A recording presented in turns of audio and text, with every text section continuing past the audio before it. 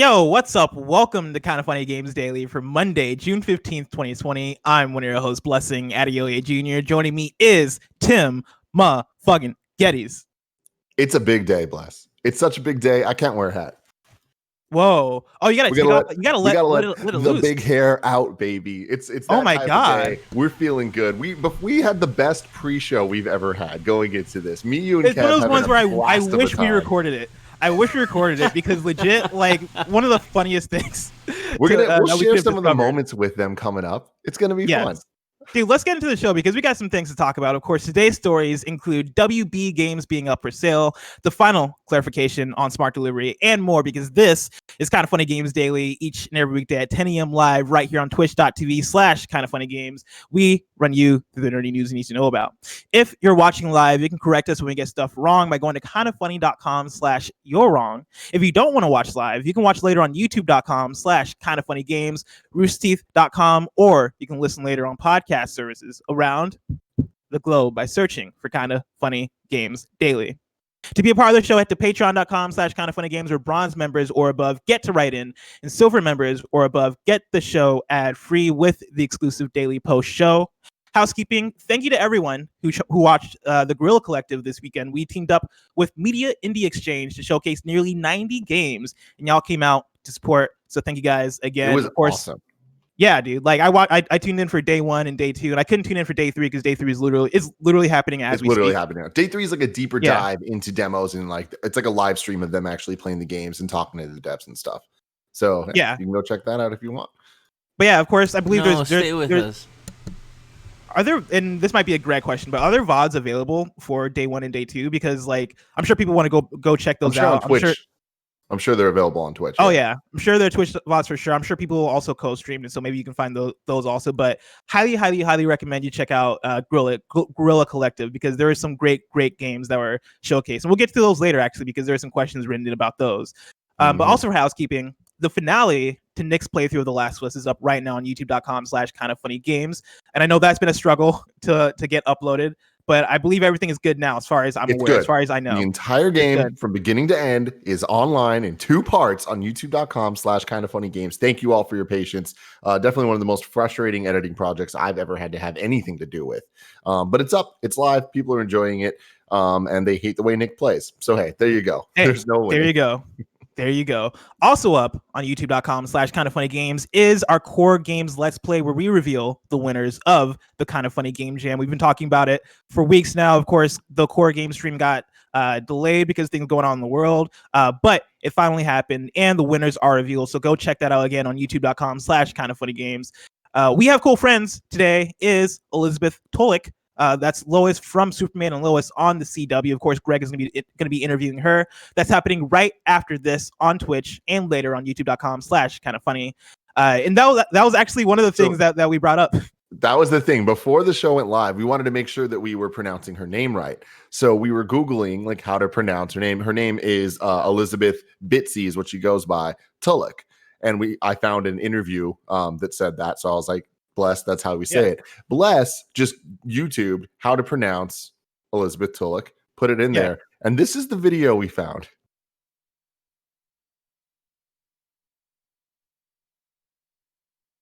Oh, can you hear it? No, Kev's prepping it. You won't be able to hear it. So, oh, dang. I can. If you give me a second, I can switch it over. It's just one of those things that switch it over. Switch it over. We need this back in our lives. Yeah, it is one of the funniest things I think I've ever heard. It's one of those things where like everybody's been in that situation where they don't know how to pronounce the word. I've been in that situation plenty of times, as people who listen to these podcasts probably know. And so like you do the thing where you look up how to pronounce a word on YouTube or on Google, and this is the video that popped up. Is it ready now, Kevin? Yeah. Bite say too loud. Bite say too loud. And like I was not expecting that at all. Click on the peanut butter. How do you say peanut butter? Peanut butter. Peanut butter. As soon as I clicked it, I was like, why does it sound like Nick Scarpino specifically is playing a trick on me? Like that sounds like a Nick Scarpino joke. Chayu gagu chayu. Bunagunga. Mayuk. Oh Lord. Kev, can you pop up so we can give this guy a shout out? Yeah, what one channel? second. Which I clicked the crippling depression one. That one also killed me. Oh man, dude, that was But Um, yeah. insane. Well, you guys can't see it for whatever reason, but it's Run for the Cube. Run for the Cube on for the YouTube. Cube. On God, YouTube. I really needed that laugh this morning because I was not expecting that. I I was should- legit thinking I was gonna learn how to pronounce Tulloch, and I clicked that, and I got Too loud. the funniest thing I ever heard in my life. All right, man. let's talk about some video games. Let's talk about some video games. Of course, still in housekeeping though. EA Play is happening Thursday at 4 p.m. Pacific time, and we'll be reacting to it live right here on twitch.tv/kindoffunnygames. That'll also be up on youtube.com/kindoffunnygames. So stay tuned for that. Thank you to our Patreon producers, Mohammed, Connor Nolan, and Blackjack. Today we're brought to you by patreon.com/kindoffunnygames, but I'll tell you about that later. For now, let's begin with what is and forever will be the Roper Report. It's time for some news. We have 4 stories today. A baker's dozen. Starting with our number 1, WB Games is up for sale, reportedly up for sale. This is one that was breaking basically as we were ending Kind of Funny Games Daily last Friday, and so we didn't get to cover it on the show. But it's huge news. This is Rebekah Valentine at gamesindustry.biz. AT&T is reportedly in talks to sell gaming division Warner Brothers Interactive Entertainment in a deal that may be worth around $4 billion. According to That's as much as Star Wars CNBC, cost. is it really? Yeah. That's like 4 times Beats by Dre, which is wild. Yeah. That's how I measure billions. Exactly. You have by to Dre. measurements by Dre. Measurements by Dre. According to CNBC, potential buyers include Take-Two Interactive, Electronic Arts, and Activision Blizzard, though nothing has yet been confirmed. WBIE currently owns a number of studios, including TT Games, Rocksteady Studios, NetherRealm Studios, Monolith Productions, Avalanche Software, and WB Games Boston, Montreal, New York, San Diego, and San Francisco, as well as Portkey Games publishing label for games set in the Harry Potter universe. It also acquired mobile games communication platform PlexChat in 2018. The division's output includes franchises such as Middle-earth, Mortal Kombat, and Scribblenauts series, as well as gaming properties that would presumably remain in WB's possession in the event of a sale, such as Batman Arkham, Lego games connected to the Lego Movie, and Harry Potter. It also partnered with IO Interactive last year for an unspecified multi-IP deal, though it does not appear to be publishing IO's Hitman 3, which was announced yesterday. And this is, of course, Thursday as of the time this was written. Yeah. AT&T acquired WBIE parent Time Warner in 2018. Tim, this is huge news. Not necessarily when you read it verbatim, because this sounds very, very newsy, but when you zoom out from it, like, this is big. Like, this is huge. Yeah. No, totally. I mean, like, that's the thing is when Warner Brothers, you immediately kind of jump to like, oh, the Batman games, right? That alone would be a huge deal, right? When you add on the fact that this also includes NetherRealm, this also includes all the Lego games, this also includes, like, the list just keeps going on of these like mega hit titles, high selling titles. Like this, there is a value here for sure, probably to the tune of $4 billion. The big question is, where does this end up? It doesn't shock me that Warner Brothers would try to make this move. They've been kind of trying to hone in the last couple of years on kind of the more Hollywood side of media as opposed to video games, just in the sense of all the different connections they've made, all the different type of like trying to like get everything down with HBO Max coming out, of combining different things and like their partnership, or not partnership, but combining with AT&T. Warner Media has become this giant conglomerate. And I can understand them now kind of, a couple of years out from that in 2018 being like, okay, where's our money best spent? Where are we making the most money? And I can imagine them being like, well, video games there's a lot of people we have to keep on staff. Why don't we just get rid of that, license out the licenses we have like Batman, and just print money? Yeah, I think that's the big question for me is, if they sell Rocksteady, if they sell WB Games, right, who is about to announce a Batman game as we understand it, like, what happens to those games? Do we not get a Batman game anymore? Do we not get that leaked Harry Potter game that was leaked a couple years ago? What happens to Mortal Kombat and NetherRealm? Which in that case, I assume NetherRealm would keep the Mortal Kombat IP, but that does then leave questions for Injustice. Like, NetherRealm, they own Mortal Kombat, so Warner Brothers owns it. If they sold, then yes, Mortal Kombat would go along with it. Yeah. Batman and all that wouldn't go along with it unless that was part of the deal, which I wouldn't be surprised if that was the case. But it wouldn't be like forever. It would just be like Batman Forever, but it would have been for the next Like a Batman license game, thing. the things that they've been working on, where it's like, okay, cool, projects that have been worked on prior to X date or whatever, you'll still be able to make. But even that, I don't think necessarily is 100% the case. Like they could just be like, no, we're selling it without this stuff. I just don't think that it would behoove them to do that. Because at this point, if they own the rights, they can just license it, and they kind of would make the call on what the pricing is there, and then they would just make money from it. Yeah, and I mean that's the thing that, like, if they let's say they were to sell Rocksteady to EA, I would expect them to want to license that out, license out the Batman property to them to make that game, because that would make the most sense, I think, for all sides involved, right? Like EA would love to have a Batman game, I imagine. Rocksteady would probably want to work. Well, maybe Rocksteady is a weird example because we don't know if their next game is Batman. In fact, their next game is probably not Batman. But say their next game was Batman, right? Like that would make sense for them to want to keep that IP they were working on. Or let's just like even point to the WB Game Studios working on the Batman game coming up that we know is happening, right? Like you probably want them to hold on to that IP because that's something they're already working on. That's something that is going to make money. That is something that people want. And that's something that that's the thing that I think is most important is that, at the end of the day, the bottom line is the dollars, and they're going to look at it, and wherever gets them the most money is where they're going to want to go. WB would already know that these Batman games are successes that are going to make them money. Don't break or don't fix what's not broken. You know what I mean? Like, yeah, it's already working. So it's like, let's keep Rocksteady working on whatever it is they are, which is probably some DC relevant thing. And then Montreal working on Batman. It's like that would make sense for them to continue that, to keep it going. My bigger question is who's going to swoop in? Because that's the big question. Because you look at it and you're just like, okay, they're. I feel like a lot of this is conjecture right now. According to them, the potential buyers. It's like, okay, cool. That you just listed like the biggest guys that are third party, right? So Take-Two, Electronic Arts, and Activision. Like Ubi's the only one not there. Electronic Arts, I feel like would be worst case situation. Honestly, yeah. Like I don't, and this isn't like any shade toward EA, because there are great EA games that have come out over the last few years, right? Like especially from Respawn. Like Respawn is a studio that's under EA that has enough autonomy to where they're able to make great games that aren't necessarily affected by the bigger guys. Yeah. If I saw the news that Rocksteady was bought by EA, I would have those goosebumps, like the bad goosebumps of being like, ooh, I don't know how I feel about this. Like, like it could happen and it could work, and Rocksteady could maybe have that autonomy under EA, but like that's not necessarily best case scenario, I think, for optically when we look at that.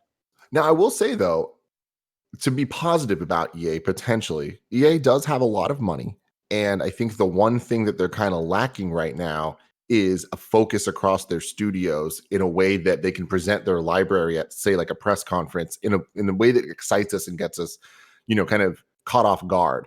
Like it's been a very long time since we've watched an EA press conference that we were stoked about. Usually it's like a lot of mobile games. We get the sports games. Then there'll be like the surprise, like, okay, Fallen Order was awesome. Here's the anthem. Here's the, like the bigger titles that we're looking forward to, Battlefronts or whatever. And then there's like the surprise one, like Unraveled, right? Like or A Way Out. EA originals. Yeah, like A Way Out was definitely a big surprise and a cool, different type of project that we wouldn't expect from EA. But it'd be pretty exciting to be like, okay, cool.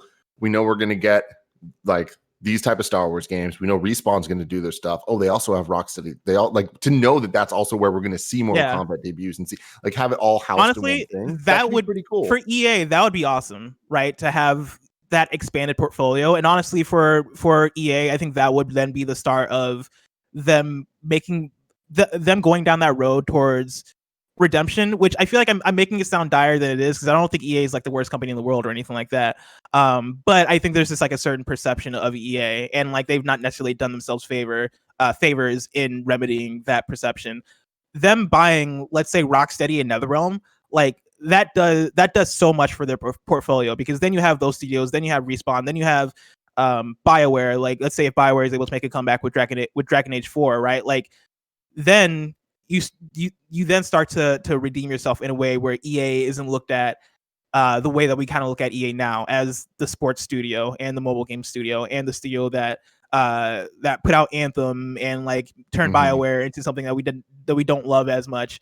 And so yeah, on their side, I think that would be a great move for that. I think Activision would be an interesting one too. Like that's one that if Activision bought NetherRealm and Rocksteady and let's say WB Games Montreal, like that makes sense, I guess. Like that'd probably be the least exciting one, like the least like noteworthy one.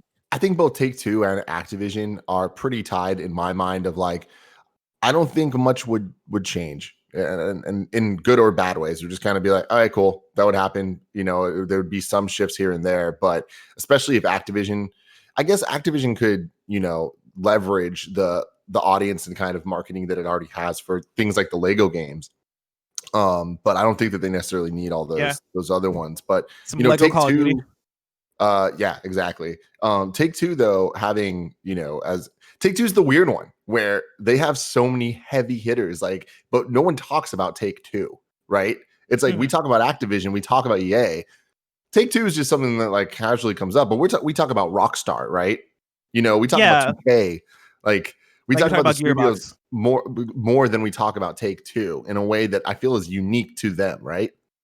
Yeah, like Take-Two, I almost put in a similar bracket as WB in terms of publisher, where we don't necessarily pay attention to WB as a publisher, but when you think about it, WB has published a lot of great games, right? Like, you know, of varying scales and varying qualities, because they did Mad Max, they also did Shadow of Mordor, they also do Mortal Kombat and Injustice, and these different games that a lot of them have to do with their licenses, which are amazing licenses. But yeah, like as a publisher, Take-Two and WB, I think are the two that we don't necessarily acknowledge as much as publishers, which I think might actually be a good thing in some regards, because they don't then have the EA problem of everybody seeing an EA game and going like, oh no, not an EA game. Or like even Activision, I think has a similar thing of we see Activision on the box and we're like, oh, okay, cool, like Activision, the Call of Duty guys, like whatever. We don't really have that with Take-Two, which I think is probably a good thing. That is a good thing. I think I would say WB Games is more similar to Square or like UB. Interesting. As a entity than it is to Take-Two. Take-Two just seems so above all of this stuff. Like when you look at the breadth and the library of content that they have underneath them. But like I said, if they were to get involved in this, it's like, I don't think that necessarily is a bad thing. If at the end of the day, we need people with money that care about these properties for these games to have a chance at being good. And if WB isn't interested in heading up games, they're not the place, as evidenced by the last couple of years of us not seeing a Rocksteady game, and who knows what the hell's going on with this Batman game. Yeah. Do you think first parties are looking at this? Like, do you 100%. Think there's a chance that Sony swoops in and gets Rocksteady? I think there is the slimmest chance possible, but yeah, of course. Why would they not look at this, man? Like, I really think that if anything, Xbox would probably do whatever it takes to get this. Like, that would bolster their first party lineup, Game Pass, all of that to such an extent that it would be absolutely ridiculous. But at some point, you really do need to look at the nuts and bolts and dollars and be like, does that make sense at all to put out $4 billion of investment to then take on all of that and need to pay to have that infrastructure going forward to take on all of those new studios? Like, that's a heavy undertaking that it's not just like, who's going to buy it because they have the money and it's, you know, it's available. It's like there's so much that goes into it that I'm not sure anybody's necessarily ready for right now. Yeah, well, I think that's the interesting thing on the Microsoft side specifically, because I'm sure there are conversations going on between the Xbox team and like the higher heads at Microsoft going like, hey, we know $4 billion is a lot of money, but like, and we know we're probably going to lose money on this in some regard, but what this would do for our library is insane. Like, what this would do for our library is bigger than like, you know, the dollars and cents of it all. Like, we need to be able to buy Rocksteady. We need to buy NetherRealm. Like that could be such a big move for them. But yeah, like at a certain point, like I'm sure those conversations are definitely happening. I wonder if those conversations are like continuing and making progress in a way to where it's a reality. Like that's where I think things might stop, is people at the top going like, hey, like we hear you, but you know, it just doesn't seem worth it from a dollars and cents stance. Honestly, I that's where I would want them to be the most. Like, I would be most excited if we wake up tomorrow and it was Microsoft buys WB Games.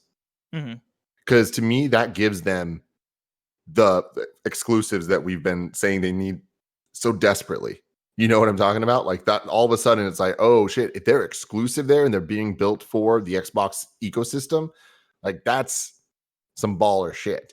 But yeah, I mean, we'll have to just, keep our eyes on this, because I have a feeling it's not going to be as simple as, oh, in a couple weeks we're going to figure this out and have it done. Like, I think that there's going to be a lot of back and forth and figuring things out, similar to the whole Fox sale to Disney. Yeah, like there's just like a lot that kind of needs to take place before we see the fruits of it all. Yeah. Krajookee writes in to patreon.com/kindoffunnygames, just like you can, and says, "Happy Monday, KFGD. Friday, the news dropped that WB was looking to sell their games division. Could this be a contributing factor to why we don't have a Batman game yet? Could the absence of a Batman game be a sign of why WB wants to sell in the first place? Thanks for your input. Have a great week." I don't think so. Question. Yeah, I don't Batman think so. game exists. Like, that's it exists. It has to exist. Like, yeah, they've started promoting it. Like, if they hadn't started promoting it, there'd be that question of like, oh, is it actually, where is it at? No, this game exists. This has to be real. So I don't think that it's that. I think that it is, like I was saying earlier, just WB has a lot of cooks in the kitchen at this point, and I think that they're trying to figure out their best foot forward in this new world of the streaming wars.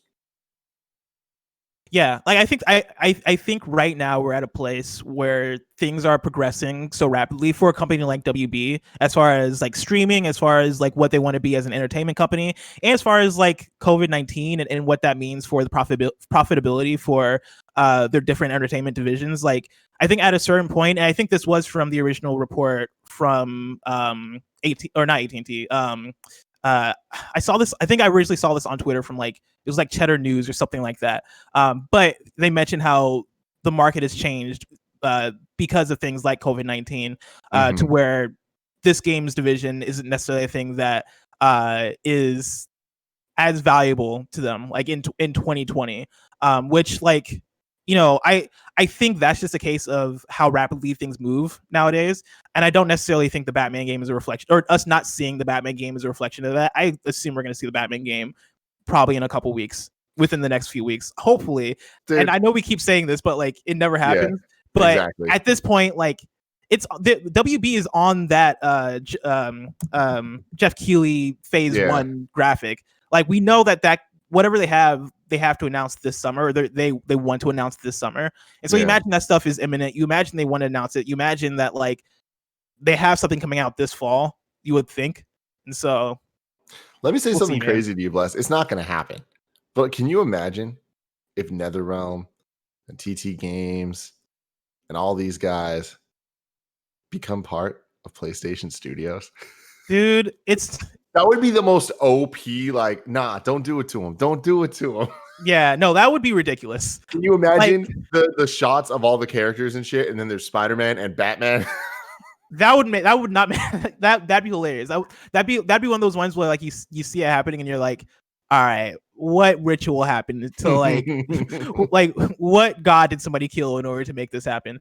But yeah, I don't think that's gonna happen, just because like I think there's the dollars and cents there just don't add up in terms of where Sony is at, how successful their first party is, and how much they don't need to spend in order to bolster that up.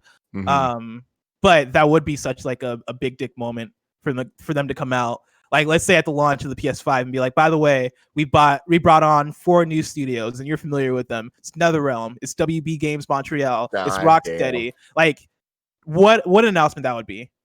But that almost be too much. That almost be too much. Story number 2, Tim. Xbox has clarified how exactly smart delivery works. This has been an ongoing conversation on Kind of Funny Games Daily as far as what smart delivery is, why it matters, and all these things. And let me tell you, one, they put out a huge blog post. I'm going to read the whole thing just because, like, I think all this context helps for us talking about it. And what apparently we got a lot of dum-dums. But then also, I'm talking about us, by the way. Well, I've never been wrong about. Well, let me not say never. I have been wrong about this, but I'm going to say, for the most part, what they see here in this blog post, I've been spot on about. I've been comparing it to cross-buy, and it's I just just don't cross-buy. understand Was where the Greg right? confusion can possibly be here. I'm just There's no saying. confusion. This is so straightforward. But okay, let's read this and see how straightforward it can possibly be. Again, this is from a blog post from Xbox. They write, one of the most exciting of the technologies we're introducing with Xbox Series X is smart delivery, which will ensure that you always play the best version of the games you own for your console across generations. This technology is available for all developers. All Xbox Game Studios titles that are optimized for Xbox Series X, including Halo Infinite, will support smart delivery. That means if you purchase the Xbox One version of a supported title, you will deliver the best version of it to your Xbox One as usual. If you decide to jump into the next generation with Xbox Series X, we'll automatically provide the Xbox Series X version of the game at no additional cost when it becomes available. You won't need to do anything in terms of choosing a version to download. We'll take care of all that. And it's not just limited to the games that you purchase digitally. Physical discs of Xbox games can also support smart delivery if the developer or publisher decides to implement it. Below are a few different scenarios in which smart delivery will work across generations with the games and consoles you own now and those you may own in the future. Smart delivery will ensure that only the best version of the game will be installed on your hard drive, so you don't have to manage your storage space. If you own Gears 5 or are loving it via Xbox Game Pass now, you can play it today on Xbox One. Then, if you pick up an Xbox Series X this holiday, all it takes is a push of a button to download it, and you'll have the optimized version of Gears 5 available on day one at launch with the console at your fingertips. When Halo Infinite launches alongside Xbox Series X and Xbox One this holiday, you only have to buy the game once, and you'll get the best version for whichever console you own, or both. If you pick up Xbox Series X for your living room, smart delivery will recognize that and deliver you the optimized version there. If you decide to move your existing Xbox One to a bedroom or the office, smart delivery will recognize that too and deliver that version when you're playing on Xbox One. Lastly, some new and existing Xbox One titles will be optimizing their games after the Xbox Series X launches. For example, if you buy Cyberpunk 2077 when it launches on September 17th, you'll be set to explore Night City on Xbox One. If you pick up Xbox Series X at launch this holiday, you can play it there. You can play it there too in compatibility mode, picking up exactly where you left off. Then, when CD Projekt Red delivers an Xbox Series X optimized version of Cyberpunk 2077, you'll automatically get upgraded once it's available at no additional cost. We're also happy to confirm that smart delivery will be enabled for Xbox Game Pass titles that leverage it.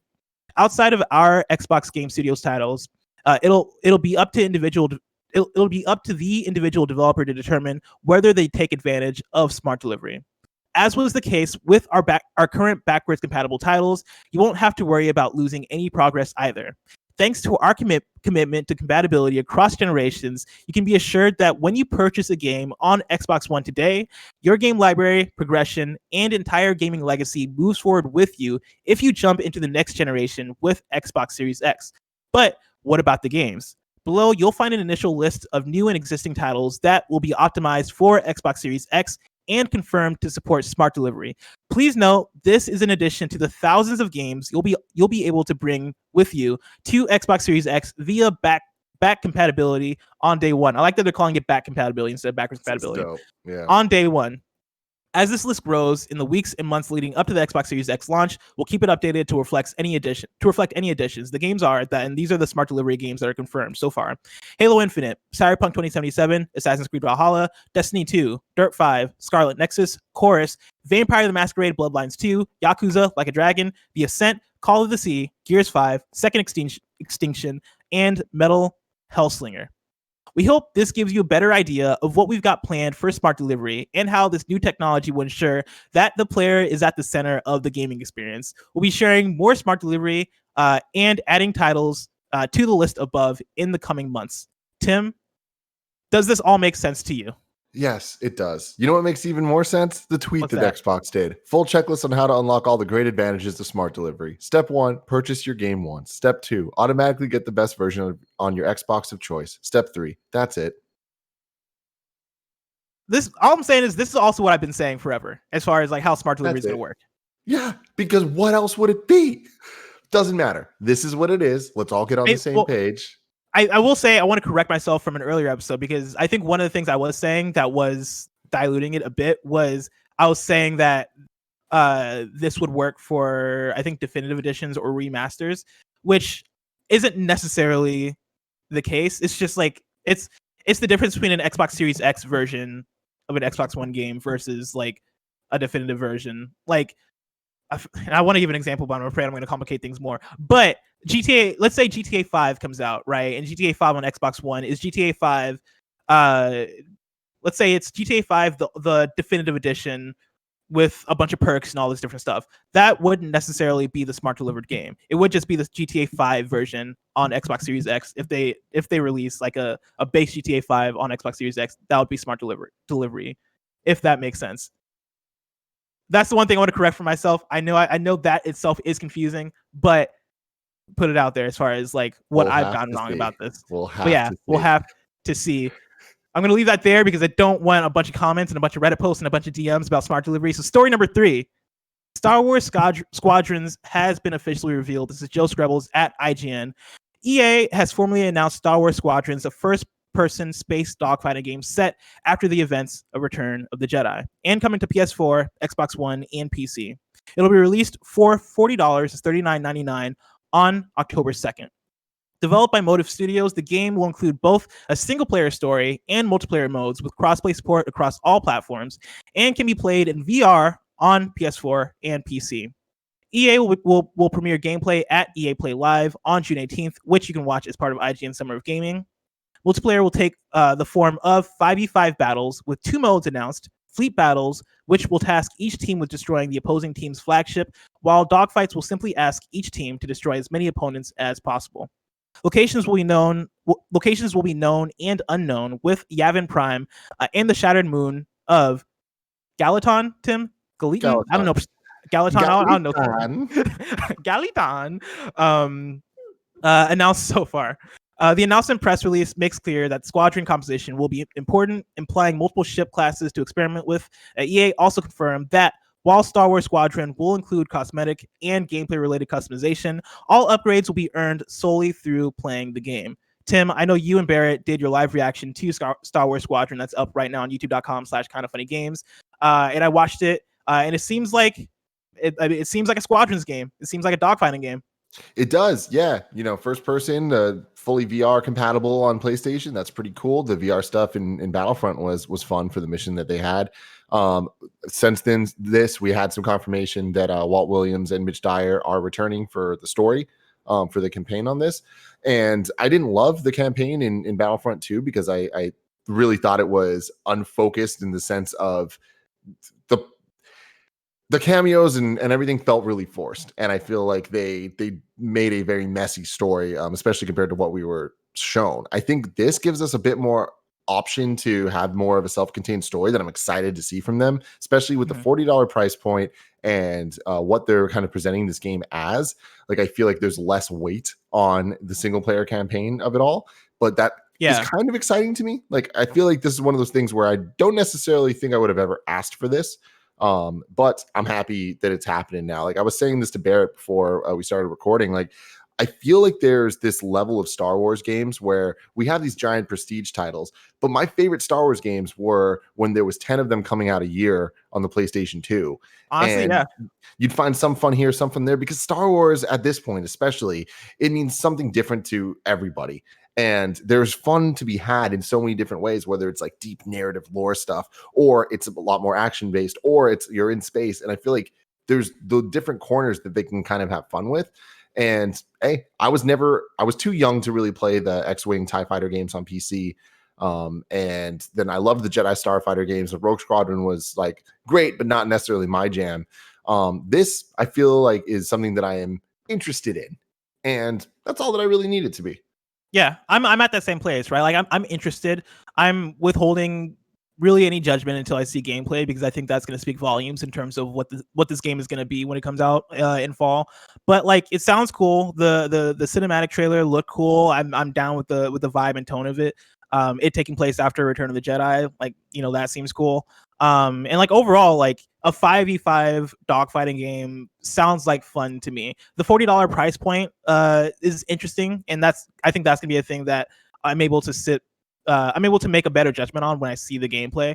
Because part of me is actually wondering why they didn't go the free to play route if this is going to be a more budget game. Because you imagine that they could have gotten away with going like doing the Apex Legends thing of being like, hey, this game's out, it's Star Wars dogfighting, and it's free. Anybody can play it, and they make their money off of microtransactions and loot boxes and stuff. I feel like that's not what they want from this, though. Like, I feel like they have Apex, right? That is that. I feel like especially with it having the campaign and it having same type of campaign as Battlefront 2 had. I think that they're trying to get Battlefront 2 type sales from this. Like, they're trying to put out a Star Wars game, even if it is a little cheaper. They want to get that money for it, and they're putting that money hopefully into everything. Because the one thing you can't take away from Battlefront and Battlefront 2 is the presentation. The graphics are gorgeous, and beautiful. Everything feels Star Wars. The sound is impeccable, right? So you take all that and add it to a dogfight Star Wars game, which we've already seen bits and pieces of in Battlefront 2. So if they kind of just expand that, and even from the trailer, like we're seeing things of them like in the cockpit, like messing with power supplies and all that stuff. Like if they make it a bit more of a not too hardcore of a sim, like but not too arcadey. If there's somewhere in the middle, I think that this could be like a cool, fun game.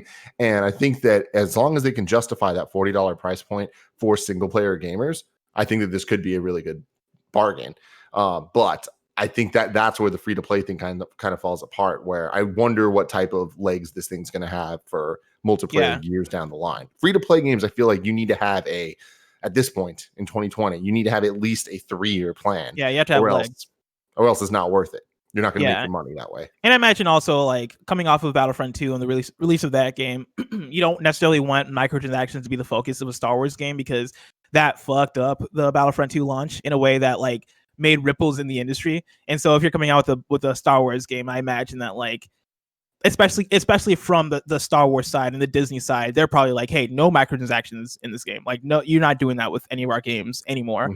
And so from that, even from that perspective, I kind of understand why they would go for a premium game as opposed to going the free to play route. But yeah, the $40 thing is the main thing that piques my interest in. Again, like this seems like a smaller, more contained game. If it comes out and it feels like it's worth the price of admission, then I think it's a success. And so I'm looking forward to it. Tim, did you play the Battlefront 2 game on PS2? Of course. Do you remember the space battles? Yeah.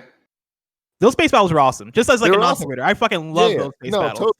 I was obsessed with those. Going back to it just meant like remember the time when we had Battlefront. We also had Jedi Starfighter. We had Bounty Hunter. We had Bounty Hunter. Episode 3. Racer Revenge. Episode 1 Racer. Yeah. Dude, it was just like they were just pumping these things out, and this leading into the Force Unleashed of the world. It was just like, man, Star Wars games used to just mean whatever, and that was awesome. Dude, never forget the Star Wars Demolition, which is a game that I feel like whenever I bring it up, people aren't aware of like the ridiculousness and the awesomeness of Star Wars Demolition, but it was like Twisted Metal. Yeah. Yes. I remember Twisted the cover Metal of with it. Star Wars. Oh my God, that thing was awesome. Oh, they got weird. Speaking of awesome, story number 4 is our last news story of the day. Niantic is promoting 1,000 small businesses in Pokemon Go for free for a year. This is Rebekah Valentine at gamesindustry.biz. Niantic has announced it'll be offering 1,000 small and locally owned businesses a year of free promotion in Pokemon Go as in-game locations through a new local business recovery initiative. The offer extends to businesses in the US, Japan, Great Britain, Canada, and Mexico, with businesses selected appearing in the game as a Pokestop or gym. To be included, businesses must be nominated by players during a period beginning today and ending July 31st, with each player being able to submit one location. Quote, "We're looking for a diverse set of local, family-owned shops that ideally have under 10 employees or just a few locations," said Niantic Civic and Social Impact Senior Manager Yenny Solheim.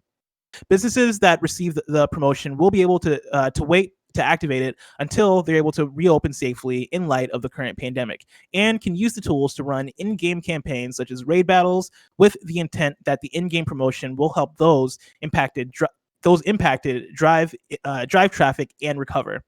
Niantic expects to be able to begin onboarding selected businesses as early as September, with plans for flexibility as the situation surrounding COVID-19 develops. This is like a really cool thing. Like Pokemon Go allowing for small businesses to like make themselves Pokestops to get that promotion, to like keep themselves afloat, is a very unexpected way for, I think, video games to be involved in the good fight. And so like shout out to them. That's really awesome. If you were to tell me that we'd be talking about Pokemon Go in any way, shape, or form in 2020, I would have never believed you. But here we are. They're still going strong, making good moves, using their platform for good. Fuck yeah. Yeah. Tim, I can't wait to see the different ways in which video games are able to use their platforms for good. But the future is so far away. If I want to know what games are coming out to mom and pop shops today, where would I look? The official list of upcoming software across each and every platform as listed by the Kind of Funny Games Daily Show host each and every weekday. Yeah. Whoa, Kevin. Yeah, I was gonna say you sound like Ken Kenneth from Connecticut. Out today, we got Robot Island for PC and Mac. Pac or Puck? It's probably Pac, because they're probably not talking about Tupac. Pac in the Tumbling Seed Box for PC and Mac. Squark, A Nutty Adventure for PC. Barn Finders for PC. Oik 3D for PC, Grifflins for PC, Lithium City for PC, and Persona 4 Golden for Steam. Wow. New dates, and also that Persona 4 Golden thing is wild. It's like, wild. let me just say that again. That's wild. And I forget if this was a pre-show thing or if I said this at the beginning of the show, but Greg Miller revealing it and me not realizing that he was revealing it, wild. Yeah, because I love it. For context, right, this is a PC game show that happened right after Guerrilla Collective Day 1 on Saturday. And so like I tuned into PC Gamer and it opened up I don't think it opened with Greg, but Greg was there early on in the show, and he appeared in the studio and he was like, and I'm what's up everybody, it's Greg Miller from a Guerrilla Collective, blah blah blah, kind of funny, blah blah blah, I'm Greg Miller, all that stuff. And then he's like, I'm here because I'm going to reveal a game for the PC Gamer Showcase show, and he like pointed to the jingle, like the jingle played from Persona 4, and in that moment I felt so many feelings, Tim. I felt betrayal, I felt excitement for people that are finally gonna be able to play Persona 4 Golden, I felt once more betrayal because I did not know this is happening. I love it. But also like I was surprised, and so like shout out to that. That's a really cool thing. But yeah, Persona 4 Golden, one of the greatest games ever made, is available on all PC right now for you to play, and it looks even better somehow. New dates: Star Wars Squadrons is launching on October 2nd on PS4, Xbox One, and PC. Jump Force Deluxe Edition is coming to Nintendo Switch on August 28th. Remothered Broken Porcelain is set to haunt your screens August 25th on Xbox One, PS4, PC, and Nintendo Switch. And Azure Striker Gunvolt 2 hits Steam on June 22nd. Deal of the day: Twitch Prime members can now claim bonus free games Dream Daddy and PictoQuest, while 2 additional free games will be available over the next 2 weeks. On Friday, June 19th, Mad Tracks will be available via Twitch Prime. And then on Friday, June 26th, Reyes is available on Twitch Prime. You get those again with Twitch Prime, and remember, if you have Amazon Prime, you have Twitch Prime. It gives you these games and a free Twitch sub to give out. It really helps us, so we'd love if you gave that free Twitch sub to us. Remember, it doesn't auto renew, so you got to do that manually each time. Now it's time for reader mail. You can write into patreon.com/kindoffunnygames, where you can get the show ad free. And speaking of ads, this episode of Kind of Funny Games Daily is brought to you by patreon.com/kindoffunnygames. Of course, your support means the world to Kind of Funny. Because of you, the audience, Kind of Funny is able to do cool things like launch a new studio, have full Last of Us playthroughs with Nick Scarpino, have awesome guest weeks on Kind of Funny Games Daily, launch shows like the return of PS I Love You XOXO, and more. You can head to patreon.com/kindoffunnygames if you want to support Kind of Funny Games Daily and all the content we produce on this side of Kind of Funny. And you can gain special perks like exclusive content, becoming a Patreon producer, and more. Once again, just go to patreon.com/kindoffunnygames to support the show and learn more about what we have to offer. Isn't that right, Tim? That is damn right. You gotta love it. You just gotta see it to believe it, man. Would you believe there's a post show after every Games Daily and Gamescast? That is hours of content a week. So much content exclusive to patreon.com. And if you think about it this way, right? Like each post show is about 10 minutes long. Kind of Funny Games Daily. Mhm. 5 days a week. That's 50 minutes a post show. That's a whole is. show, Tim. That's Yeah. a whole show. You're missing a whole A week. show. And Every week you're missing a whole the show. post shows when we get nutty. The post Let's shows always when I find let loose. crazy articles and we talk shit. There's a lot of shit talk in Dude, the post show. I say curse words in the post show. It's wild. It's crazy out there, man. Bad boy. I said fuck one time. It was awesome. God. Oh my God. Tim Geddes, are you ready for questions? Are you ready for reader mail? I am. Let's get to the mail.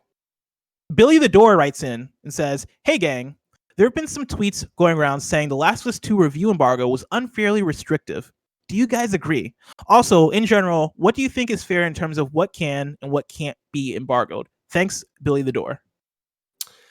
This has been a very interesting thing, and I would love to actually have a deeper conversation with more of us involved, maybe on Gamescast. Maybe during the spoiler cast, we'll have a section about this.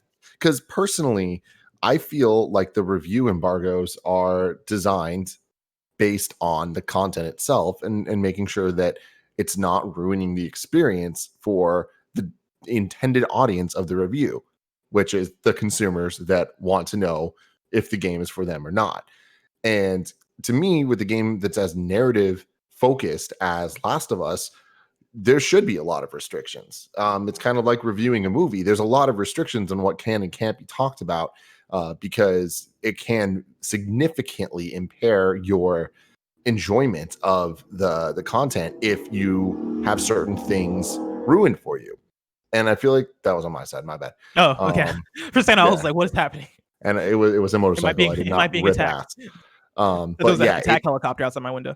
It'd be like, when you read a review of Avengers, they're not telling you like all the plot beats, right? Yeah. You're usually allowed to talk up to a point, and that feels fair. Like things based on the marketing materials that we'd already seen. It's like, okay, that's all fair game. But otherwise, I don't know. I feel like it's always one of those things where you don't know until you do. Like reading the reviews without playing it, you feel like you're being like held back. But then once you play it, you're like, oh, I get why they didn't allow that. That makes sense to me, Yeah. And I understand that it's difficult for reviewers specifically reviewers that don't like decisions made, to review the game without being able to talk about what they didn't like. But in my opinion, that's on them to figure out a way to come up with how to express their feelings. Yeah. And I think I'm in that same boat, because for me, the critiques and like the things that I don't necessarily love about The Last of Us Part 2 do have to deal with things that are more story focused, or things that do change as the game progresses like later on. And that's the thing that I can't like. It makes it difficult to talk about the game, but there are also things that I wouldn't bring up in our initial review anyway, because all that stuff is pretty spoilery. And so like in terms of, do I think the review embargo is unfairly restrictive? I think it is very restrictive. I don't know if it's unfairly restrictive, because from what I read of the embargo, like all the restrictions there seem to deal with story events and the way the game changes with story events. And that's stuff that I don't think you necessarily need for a product review. And I think that's where this conversation kind of gets interesting, because for me, when I think of day one reviews, right, or like embargoed reviews, right, like the reviews that are coming out a week before The Last of Us 2 is coming out as a game, I don't necessarily think you need super deep critical deep dives before that embargo. I think the purpose of reviews that are I think the purpose of that first wave of reviews should be product reviews. I think they should be reviews that are touching on, hey, like as a consumer, is this a game that I should buy or not? Like, is this a game that is worth my money? Is this a game that I'm going to enjoy? What exactly can I expect to get out of this game? I think that is enough for that initial wave of reviews. And I think come Friday, when the game's actually out and like the weeks to come, I think that's when you should see more deep dives, more op-eds, more think pieces, more analysis in terms of what happened in the game. How do we really feel about all these things? And I think those are things you can talk about in your initial reviews, but like to the point of the embargo restrictions, I don't necessarily think you need to do like the super spoilerific deep dives in that first wave. And I don't think having those restrictions in the first wave necessarily limit you from making a review later, or doing a deep dive later, or holding a review until the game comes out and being able or to doing fully what express that stuff most later. people do now and do review in progress, where it's like, Yeah. I feel like this is something that has so many solutions that is on the reviewer's end of, hey, if you don't like this, say that in your review. Say, hey, I feel like I was limited with what I can say. Come back in a week when I'm allowed to give my full thoughts, and like give the rest of your thoughts there. And then, just put like updating and put a date on when it's updating, all that stuff. Like, just be transparent about it all. And honestly, I like the way that GameSpot did it, because GameSpot is doing that exact thing, right? Like GameSpot did their initial review where Callie reviewed it, gave it an 8, and talked about at the beginning of the review, she mentioned that like, hey, there are restrictions on this review and I can't say certain things. I will be uploading or I guess writing a more deep dive review on launch date, so you can understand my full thoughts with context. And I think that's the way to do it. Like I honestly think that like that is a great, like I think that's a great case scenario on the side of the reviewer and the audience, right? Especially as an audience that doesn't necessarily want to know all of the details of the story yet, but also an audience that wants to know your honest feelings on a thing, and as a reviewer that wants to express your honest feelings on a thing, right? Like having those two waves of, hey, here's my initial impressions. I'm not getting into spoilers, but I'm going to very vaguely tell you how I feel about this thing and why I feel this way. And then later on, like, we're going to have the real conversation about how I feel about specific details of things that happened. Like, I don't think that's a lose situation, really. Yeah. And I will say, having been a part of many embargoed reviews at this point in my life, I feel like The Last of Us review embargo, like restrictions, weren't that insane. Like, I feel like even this year, there's been multiple cases where we're going into do a review on Gamescast, and before we go live, we all talk to each other. It's like, hey, okay, let's look over the embargo. Let's make sure we know what we can and can't say.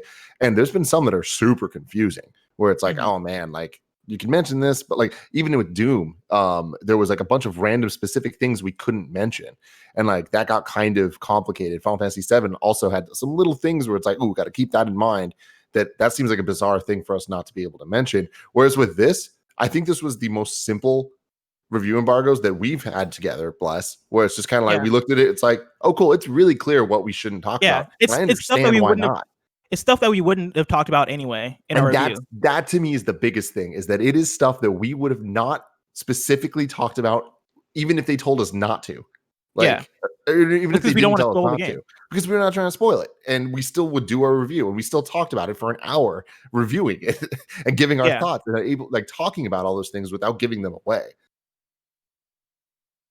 Jeffrey P. Long writes in and says, "Hey, Blessing and Tim, nice clothes," which I like that they're including that in there as if they're watching this live. The Guerrilla Collective showcase, excuse me, happened over the weekend. There were so many games shown and demoed. I'm just wondering if there are one or two games that stood out, especially to you guys. Personally, I'm partial to Skate Story, but what spoke to you guys? I have plenty of games from the Guerrilla Collective showcase that I really dug. And Kevin, I have like a bunch of links here that I want to highlight. First one of those, actually, I want to highlight Skate Story, because Skate Story looks super cool. It's basically a skate game, but it's super stylish. Looks more linear than something like Skate. But yeah, Kevin, if you could bring it up. Yeah, I'm sorry. 2 seconds. My mouse is fighting back. Gotcha. Dude, I hate it when the mice fight back, Yeah. Ratatouille. But yeah, like Skate Story looks super cool. Sorry. I actually haven't seen Ratatouille, so I don't know if the mouse fight back. The mouse does not fight back. No? Was the mouse not the bad guy in Ratatouille? We'll have to wait for Ratatouille for that one. Oh, snap. Tim, did you catch the Guerrilla Collective? Were there any games that I tuned in a little bit? The one that I loved was the Paradise. Paradise Killer. Paradise Killer. Yeah, where it was I just love the style of it. I love the colors. I love the bold outline colors of everything, and the logo is sick. So yeah, Kevin's showing Skate Story here, and it's basically like, it just changed. I switched over to Paradise Killer. Last night, Paradise was. Oh yeah, okay. Well, show Paradise Killer. Can they hear the gameplay trailer? Yeah. Okay, because I love the music that's in the gameplay trailer. But yeah, Paradise Killer is essentially like this first-person adventure game where you're exploring and you're trying to figure out who the killer is, and you're talking to people. Super stylish. Kev, get to the end of it real quick. I love the little emblem thing. It reminds me of Halo 2. But yeah, look at that logo. Like, has there ever been a cooler logo? No. It reminds me of a mixture between like it has like the music of a Persona 4, but then also some of the style of No More Heroes. Like it has that kind of vibe going with it. Looks really cool. Kev, can you go back to Skate Story, because I wanna show that off a bit too, because like basically that looked like Skate if Skate had platforming challenges, which is the thing that kind of vibed with me a lot. It looks super cool. That we've seen this before. I'm not sure where, but here it is. I just love the idea of them being like, let's do something weird with skateboarding. Let's not just do the traditional shit. Like, look at this. Like, you're basically doing these platforming challenges with the controls to skate, and like with a super awesome style. Yeah. So that looks super cool.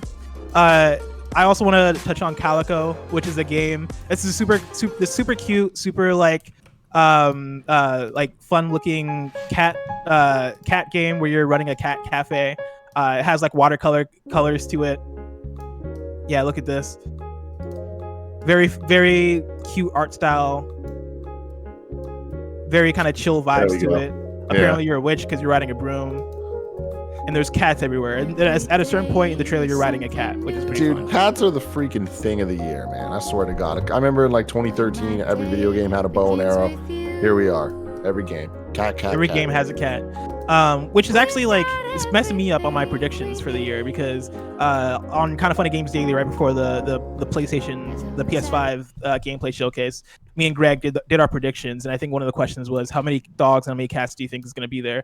And I was on the side of, we'll see at least 4 dogs, we'll see no cats. And so far, 0 dogs, a bunch of cats. Just a bunch of cats everywhere, which is the worst. But, well, not the worst, but like bad for my prediction. It's actually been pleasant seeing all these cats. The last game I want to touch on is West of Dead, which is a game that's coming out very soon, like within the next week soon. And it's basically a twin stick shooter coming out of, I think, Raw Fury. Yeah. It's Raw Fury. Yeah. This one looks awesome. Yeah, it looks super cool. This like sick character design. Again, super stylish. Yeah, Raw Fury. Super stylish art style. Dark colors. You're playing as like this Skull Man who's voiced by Ron Perlman. Actually, I don't know if he's voiced by Ron Perlman, but Ron Perlman is like the main voice, so I assume it's him. But yeah, you're going through twin stick shooting, slowing down time, doing all this dope stuff. But yeah, those are my 4 favorite games from the showcases this weekend. And I can't wait to catch up today to see if I missed anything, because catching up on all the showcases over the weekend, it's been interesting to see that one, there have been more showcases than I thought there were going to be. I didn't realize PC Gamers doing their thing on Saturday, along with the Future Game Showcase, which I think was hosted by Nolan North, which I didn't realize was happening. And so yeah, catching up on all that stuff and seeing all the different games has been such a cool thing. Now it's time to squad up. ToiletToads writes in with a squad up on Discord. What have we done? It says, quarantine has me missing Magic the Gathering, but I recently learned about a site called spelltable.com that lets you play paper MTG remotely. If any KFBFs want to play some games, Commander, or any other format, I've started a Discord server called Kind of Funny Commander.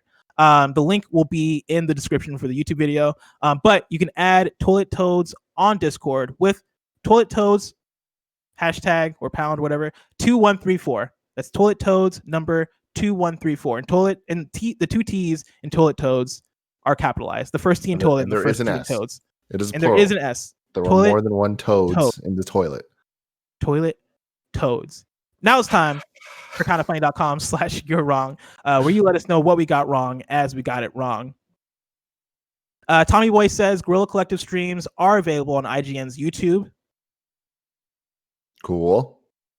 Barrett says, reminder that this isn't a decision from WB. AT&T is deciding to sell the games division along with a bunch of other things likely to get out of crazy debt that has grown since their acquisition of WB a few years ago. That's an important thing to know, because I think I was talking about their WB as an entertainment company, but AT&T is the one. Well, technically it's Warner, so Warner Media.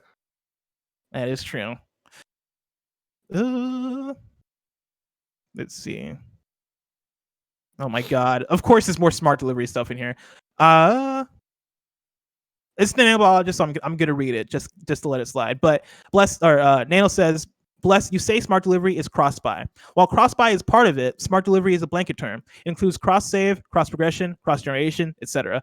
Plus, you aren't buying an Xbox One version of a game and getting the Series X game for free like cross-buy. You are just buying the game and downloading the correct graphics package for the system you choose to download the game to. And I will state that was not said anywhere. That was not said. They said versions in the thing, and that's all. That's also the argument that me and Greg have back and forth, because Greg is also on the side of you're getting all the assets. I'm not necessarily convinced that it's purely an assets thing, because there's more that goes into an Xbox Series X game than the assets. There's I'm with you on that, Bless. Yeah, like I see it as where I will say no more. I don't want to start this again. Wait, so is Greg wrong? Listen, I'm not gonna say Greg's one wrong thing or that not. is right. The one thing that is right is Xbox saying you buy the game once. You buy the game have once. The game. You buy the That's game it. once. That's what That's matters. what's right. Everything else is semantics and doesn't necessarily matter. I think you're getting a new version of the game. Some people think that you're getting just the new assets. Does it matter? It doesn't. It doesn't matter. Let's not fight about it, people. Just let it go. Just let it go. Breathe. Let it go. Let it go. Kebab says the mice do in fact bind and get. Okay, well. Okay, well he's talking about how in Ratatouille the mice did fight back at a certain point. Mm-hmm. I didn't watch Ratatouille, so I can't confirm any of this, but it sounds like the rats were the bad people. Tomorrow or this week's hosts are for Kind of Funny Games Daily. Tuesday, it's me and Imran. Wednesday, Greg and Gary. Thursday, Greg and me.